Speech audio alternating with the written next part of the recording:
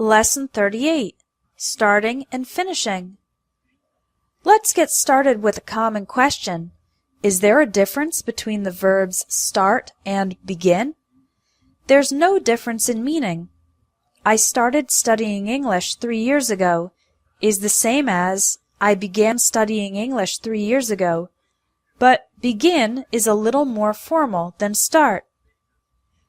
The phrase, let's get started, is an informal way to announce the beginning of an activity. You can also say that something got off to a good start if it began well. Other collocations for a good start include an encouraging start or promising start. These expressions show that there is hope for good results in the future. For example, the soccer team got off to a promising start, winning the first 4 games of the season. If it is not so certain that there will be good results in the future, then you can say a shaky start or unsteady start.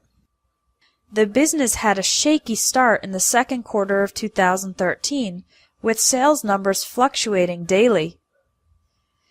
If the beginning of something did not meet expectations, you can call it a disappointing start.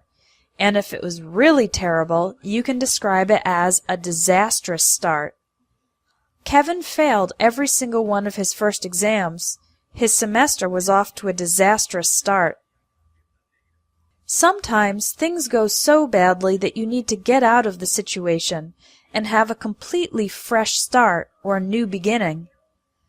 When a successful person or company started without being famous or rich, then we say they had a humble or modest beginning.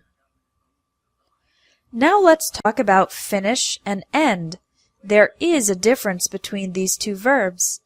Finish usually implies completing something, whereas end is used for a more passive situation or state. I finished my homework. The semester ends in December. We need to finish the project. We ended our partnership with that company. When you make the final changes to something before it is completed, we say you put the finishing touches on it. 2 expressions used to talk about ending something are come to an end or draw to a close. You can also say the beginning of the end to describe something that will probably end soon. The explosion at the factory was the beginning of the end for our company. In other words, the explosion began a process of the company failing and eventually shutting down.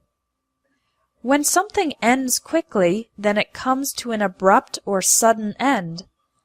On the other hand, when an activity appears that it will continue forever, then we say there's no end in sight. Listen to and repeat the collocations about starting and finishing. Let's get started. Got off to a good start. An encouraging start. A promising start. A shaky start. An unsteady start.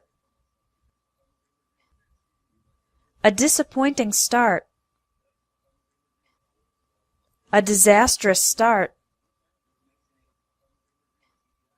A fresh start. A new beginning. A humble or modest beginning. Put the finishing touches on it. Come to an end. Draw to a close. The beginning of the end. An abrupt or sudden end. No end in sight. Now do the practice exercises with the collocations about starting and finishing.